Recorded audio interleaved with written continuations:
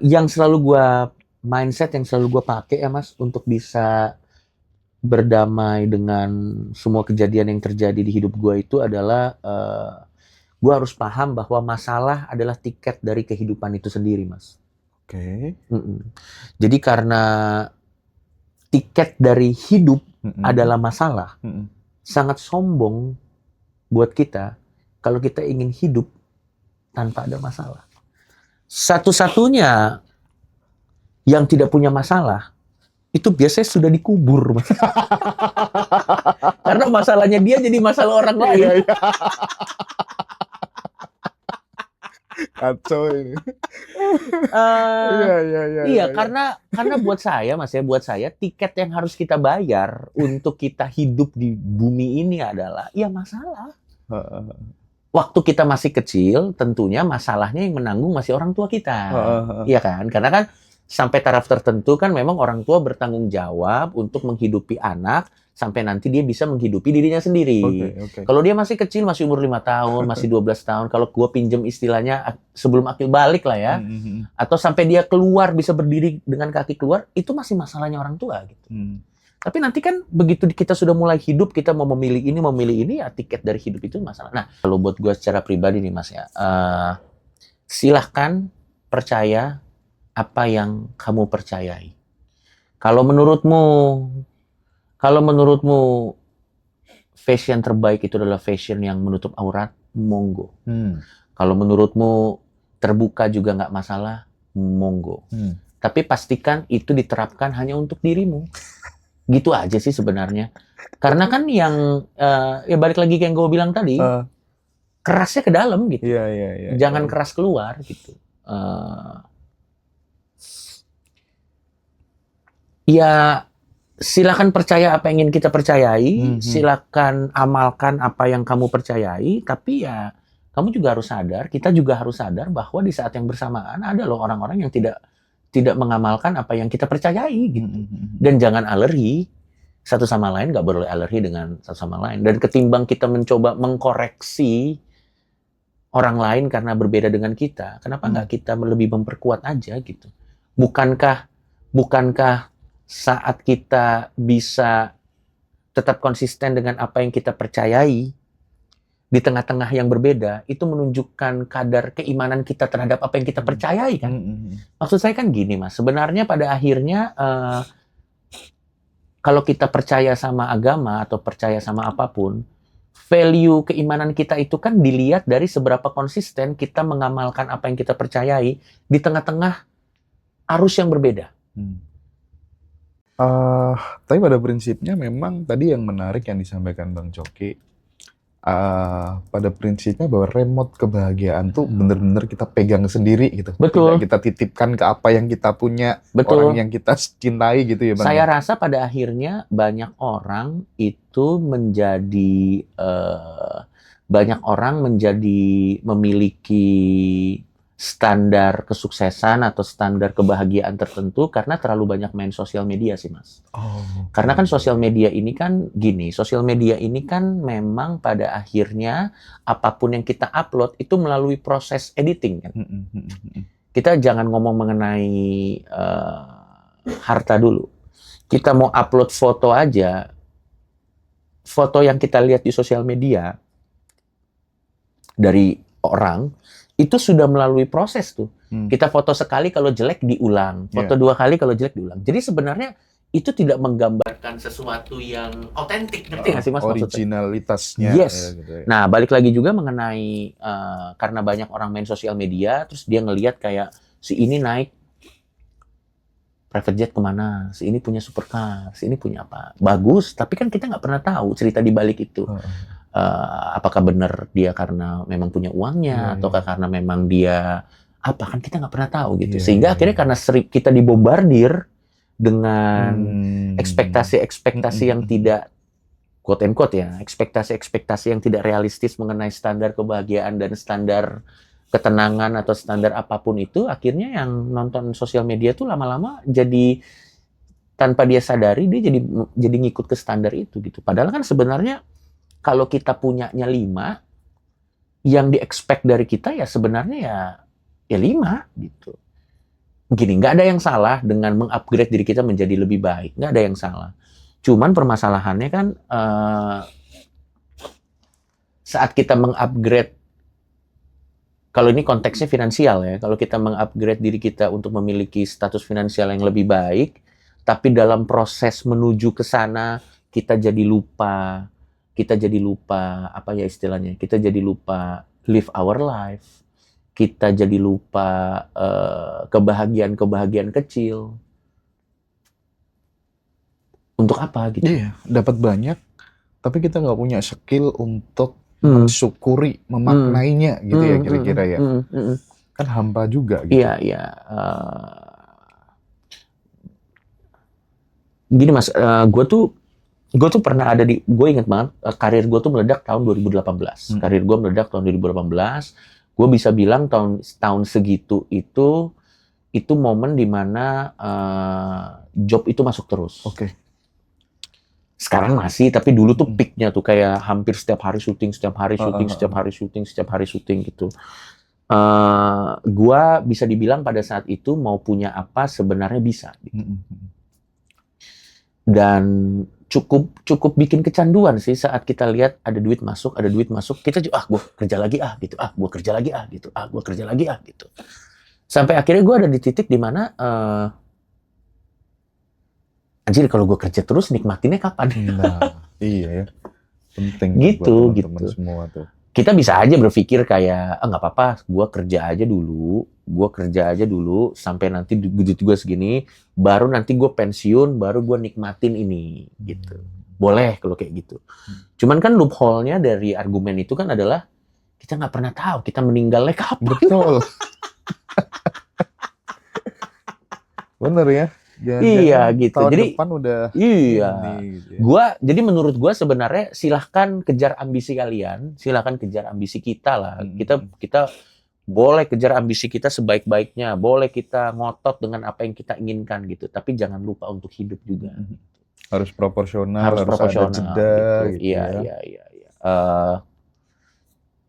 Iya, karena hidup yang seimbang ya hidup yang menyenangkan sebenarnya menurut gue. Iya. Walaupun gue yakin pasti ada juga nih orang, lu kan udah enak Cok, jadi lu bisa ngomong kayak gitu.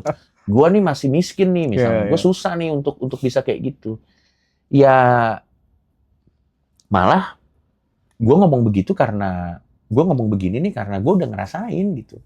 Ternyata saat kita capek-capek tek naik ke atas, gak ada apa-apa juga kok. Ya gitu, tapi itu menurut gue. Bisa jadi gue juga salah kalau ada orang yang punya point of view yang berbeda ya. Silakan gitu. Tapi di balik candaan, sarkasme yang ya itu biasanya sarkasmenya Coki itu kan bisa dipahami oleh teman-teman yang di atas IQ standar lah ya.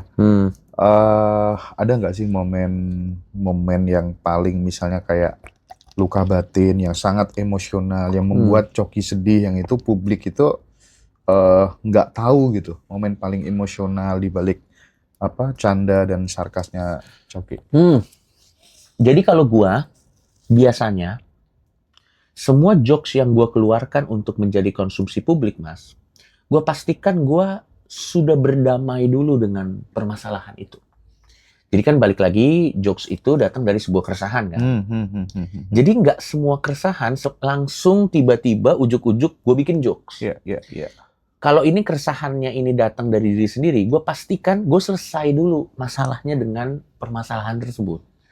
Sehingga saat gue mengeluarkan jokes itu ke konsumsi publik, orang bisa lihat lebih kental lucunya daripada bitternya. Karena Mas, biasanya kalau kita belum selesai dengan masalah tersebut, udah kita bikin jokes, yang terjadi adalah bitternya itu biasanya di atas lucunya.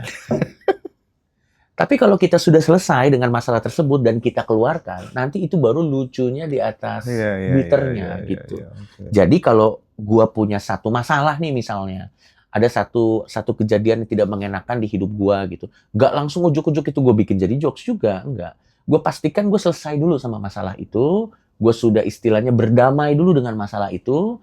Saat gue udah berdamai, barulah pikiran gue jadi lebih rasional untuk bisa mengolah apa yang pernah terjadi, menjadi sebuah jokes yang bisa kita nikmati bersama. Kalau gue sih seperti itu. Kalau konkretnya gimana, Bang Coki? Misal gini, gini.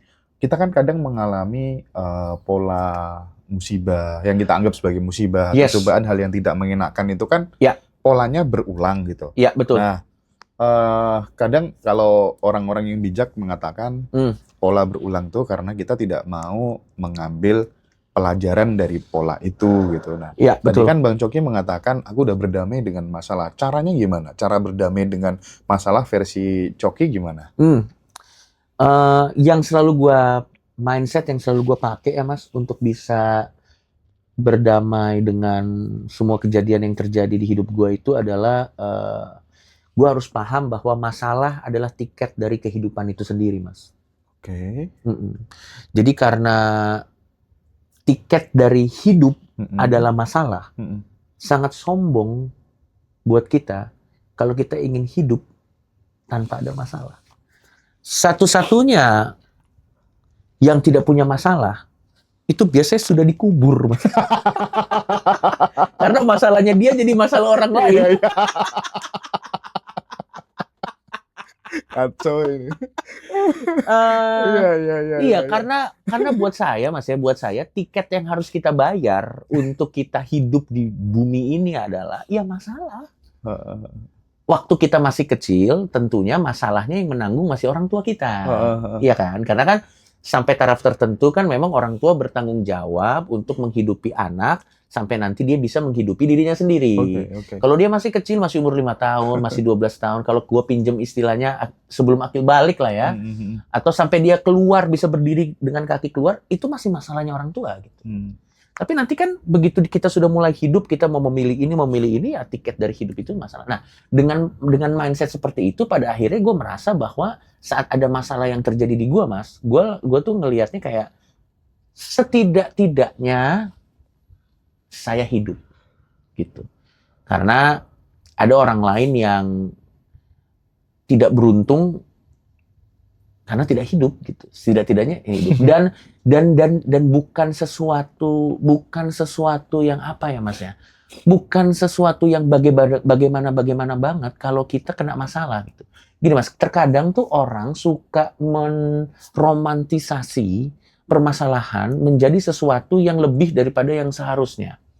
Contoh, misalnya ada orang kena masalah, ada romantisasi seperti misalnya kayak saya sedang diuji, atau mungkin romantisasi kayak ini tandanya alam semesta lagi ingin ngasih saya apa dan yang lain-lain. Sebenarnya enggak, emang masalah itu ya wajar-wajar aja gitu. Memang itu tiket yang harus kita bayar untuk kehidupan gitu. Dan mindset seperti yang gue bilang tadi itu malah bikin kita jadi apa ya? Jadi tidak bisa melihat dengan telanjang bahwa memang manusia itu entah dia kaya, entah dia miskin, entah dia pinter, entah dia bodoh, punya kesempatan yang sama untuk kena masalah gitu. Jadi sebenarnya masalah itu bukan sesuatu yang spesial gitu. Dan saya, Mas, dan penonton kita di sini tidak ada satupun orang di dunia ini yang luput dari masalah gitu. Jadi memang itu tiket yang harus kita bayar untuk hidup gitu. Jadi tidak pernah ada konsepsi misalnya kayak, oh aku ada masalah gini, ini tanda bahwa aku mau naik level gitu. Aku ada masalah kayak gini, oh ini panggilan supaya aku pulang ke sesuatu. Kalau gue sih enggak. Kalau gue biasanya kalau kena masalah, yang gue lihat gini, gue kena masalah. Satu, ini memang tiket dari hidup itu sendiri. Dan yang kedua, gue coba menganalisa, ini masalahnya internal atau eksternal. Kalau masalahnya eksternal, ya sudah, berarti memang shit happens saja.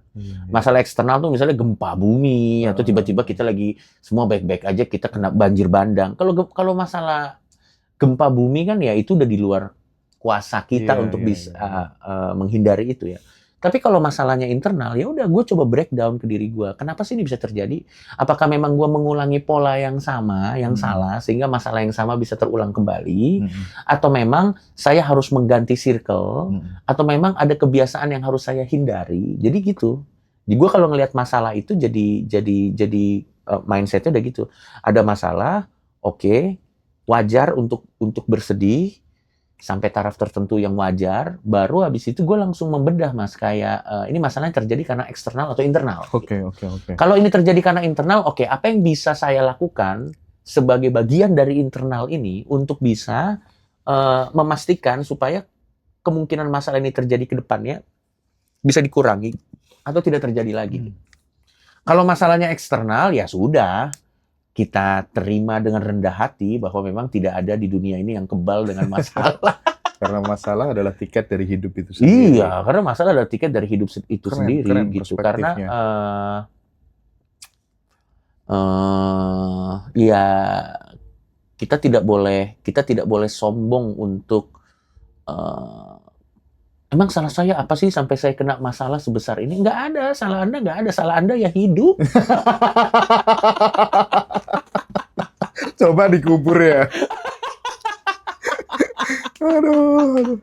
Oke. Kalau gue sih kayak gitu ya, Mas, Aku ya. tuh kapan hari tuh nonton kan percakapan Coki dengan Muslim kan.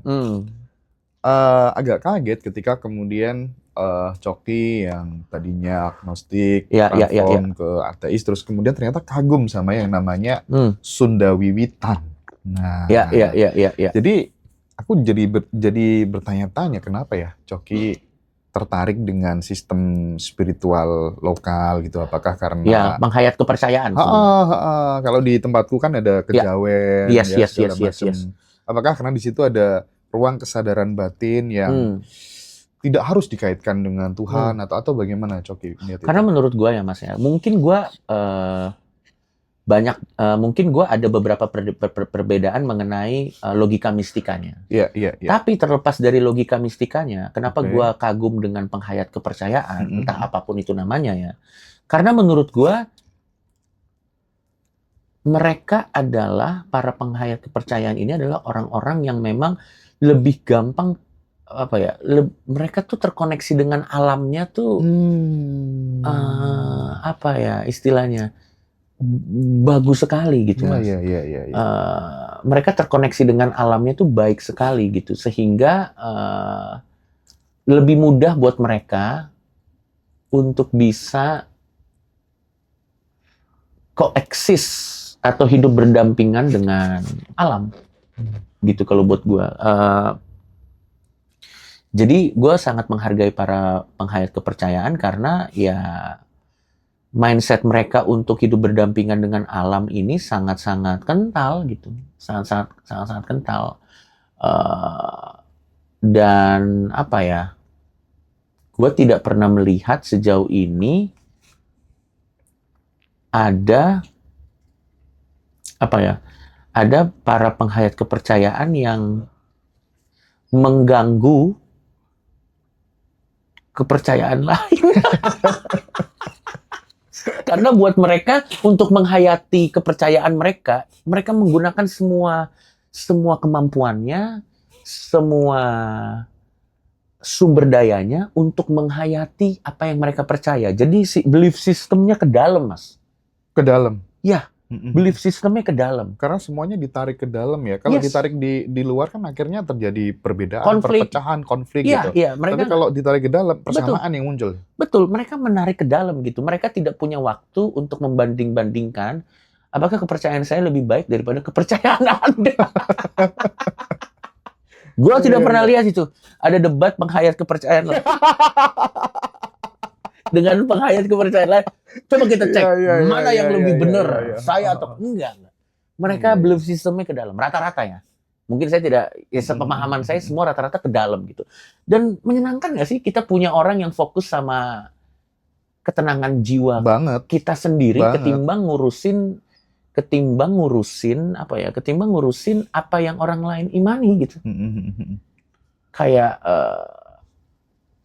jadi keharmonisan tuh jadi cenderung lebih terjaga gitu. Iya. Pemerintah sekarang kan udah artinya misalnya kayak melegalkan KTP untuk penghayat kepercayaan gitu ya. Cuman rata-rata mereka yang udah masuk di penghayat kepercayaan masih pada ragu, masih pada skeptisnya itu karena mungkin nanti kalau anakku menikah bagaimana, terus kemudian kalau aku mati seperti apa. Betul. Malah menurut saya nih Mas ya, gini, saya tidak ada masalah dengan aturan-aturan birokrasi. Menurut saya ngerti juga bahwa aturan-aturan birokrasi yang dibuat oleh negara itu dipakai untuk kepentingan pendataan. Saya paham itu. Cuman pada akhirnya saat institusi negara mengkotak-kotakan bahwa kepercayaan itu cuman hanya boleh ada 5. Maksud gua, masa kepercayaan orang jadi dibatasi? Ngerti nggak sih lo maksud gua, Mas? Iya. Ya tapi kan pada akhirnya kita jadi dipaksa untuk mengikuti sistem, ya harusnya kan nggak seperti itu ya.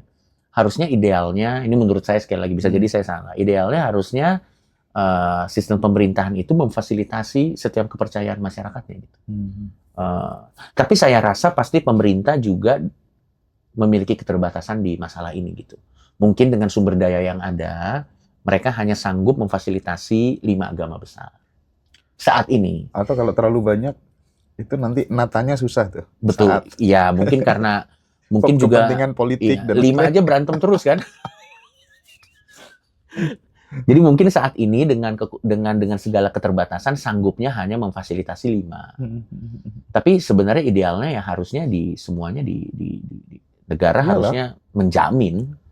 Harusnya negara tuh menjamin memfasilitasi semua jenis kepercayaan dan iya harusnya begitu sih kalau menurut gua. Di penghayat kepercayaan juga kan nggak pernah ya ada debat, ada masalah tentang aurat, tentang tubuh gitu ya. Nah, kadang gimana?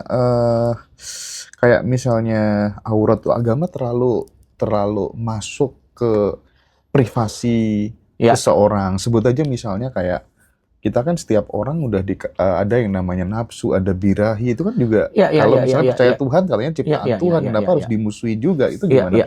Kalau buat gua nih Mas ya, kalau buat gua secara pribadi nih Mas ya, silahkan percaya apa yang kamu percayai.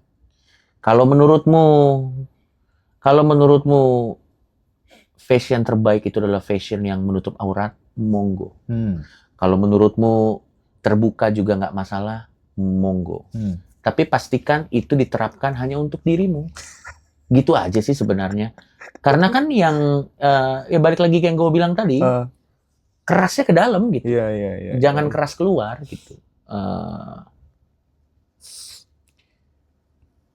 Ya silakan percaya apa yang ingin kita percayai, silakan amalkan apa yang kamu percayai, tapi ya kamu juga harus sadar, kita juga harus sadar bahwa di saat yang bersamaan ada loh orang-orang yang tidak mengamalkan apa yang kita percayai gitu. Dan jangan alergi satu sama lain, nggak boleh alergi dengan satu sama lain. Dan ketimbang kita mencoba mengkoreksi orang lain karena berbeda dengan kita, kenapa nggak kita lebih memperkuat aja gitu? Bukankah saat kita bisa tetap konsisten dengan apa yang kita percayai di tengah-tengah yang berbeda, itu menunjukkan kadar keimanan kita terhadap apa yang kita percayai kan? Maksud saya kan gini Mas, sebenarnya pada akhirnya kalau kita percaya sama agama atau percaya sama apapun, value keimanan kita itu kan dilihat dari seberapa konsisten kita mengamalkan apa yang kita percayai di tengah-tengah arus yang berbeda. Misalnya contoh, yang lain semuanya A, kita percayanya B. Tapi sampai akhir hayat kita tetap setia dengan B. Berarti kan kualitas iman kita terhadap B teruji dong, Mas. Nah, kalau misalnya kita B, yang lain A. Aduh, susah nih gue jadi B karena yang lain A. Gue bikin aja dia jadi B semuanya. Lah, itu apa? Kan kualitasnya tuh jadi tidak teruji gitu loh. Kalau menurut saya ya, sekali lagi ya gitu. Jadi ketimbang nyuruh orang jadi B, kenapa kita nggak memperkuat B-nya aja gitu. Kalau menurut gue. Sehingga pada akhirnya ya yang kayak gue udah berkali-kali ngomong di podcast ini gitu. Sebenarnya kalau kita yakin dengan sesuatu dan kita benar-benar percaya dengan sepenuh jiwa bahwa sesuatu itu adalah kebenaran, ya kebenaran itu akan berdiri tegak tanpa harus menjatuhkan orang lain sih sebenarnya. Tidak butuh tumbal. Tidak butuh tumbal, betul kalau menurut gue sih pada akhirnya gitu. Jawaban-jawaban Bang Coki tadi kan menunjukkan bahwa ternyata komedi itu bisa menjadi jalan spiritual gitu kan. Ya, Jadi karena selalu ada kritik-kritik ya. sosial yang itu sangat dibutuhkan Hmm. banyak orang di zaman ini gitu, dan Ya. kita bersyukur gitu, kita senang sekali gitu melihat teman-teman responnya positif Ya, gitu ya. kan. Itu artinya kan udah terupgrade nih kesadaran nih Betul. gitu. Terutama viewers podcast ini, gue juga mengapresiasi sih karena luar biasa bukan toleransinya ya, pemahamannya terhadap sesuatu yang berbeda. Viewers di sini tuh sangat luar biasa dan orang-orang seperti ini harus diperbanyak sih. Lanjut Mas. Oke.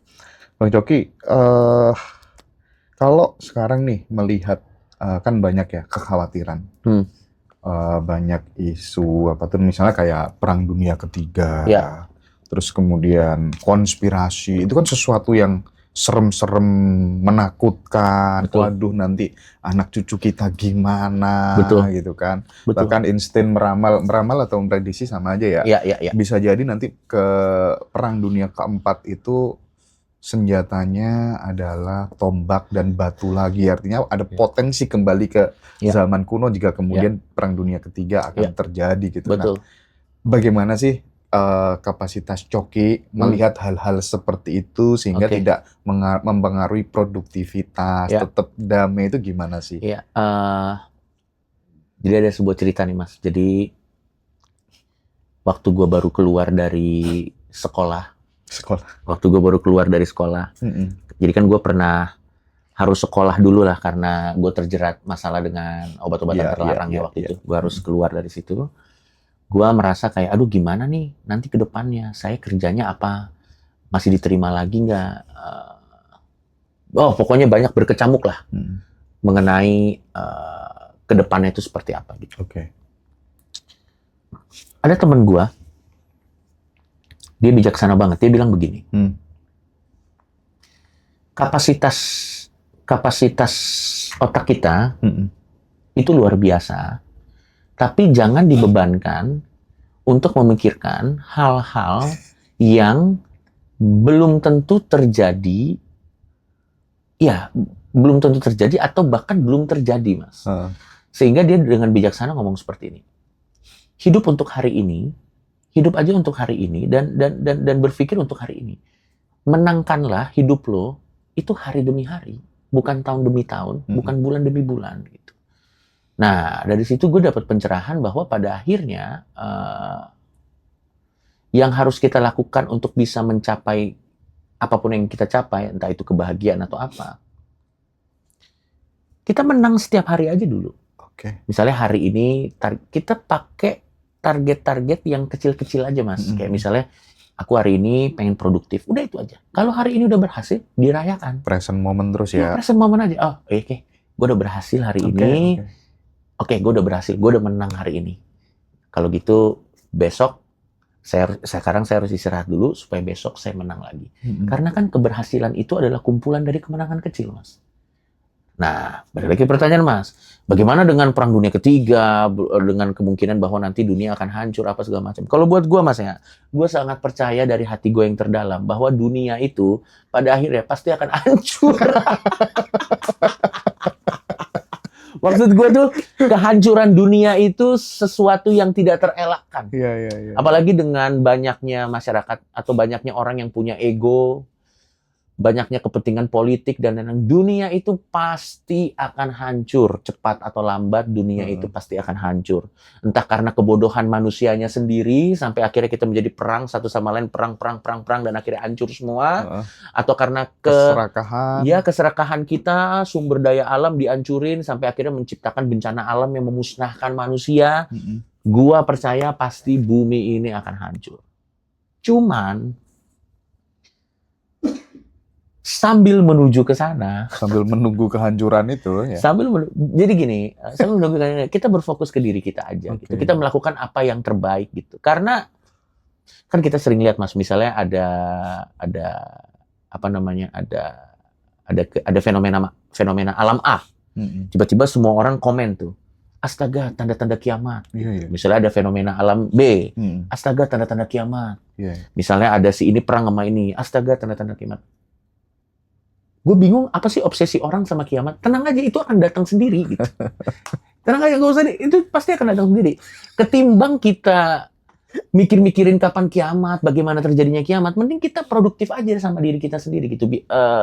Supaya apa? Supaya nanti kalau kiamatnya datang, setidak-tidaknya saya ada, misalnya contoh ya, ada perang nuklir, saya ada di rumah yang nyaman sambil minum wine aja gitu. Ya udah nuklir, enak lah udah gitu. Sambil makan steak. Iya, iya, iya. Karena kalau kita pikir-pikirin capek, Mas. Hmm. Kalau kita pikir-pikirin tuh capek, kita malah pusing apa dan itu merenggut kebahagiaan untuk live at the moment itu loh. Present itu kita jadi kehilangan Iya sih. gitu. Dan apa ya? Kita juga harus bisa memilah-milah mana yang di dalam kapasitas kita dan mana yang di luar kapasitas kita gitu. Jadi ya kalau gue sih begitu aja.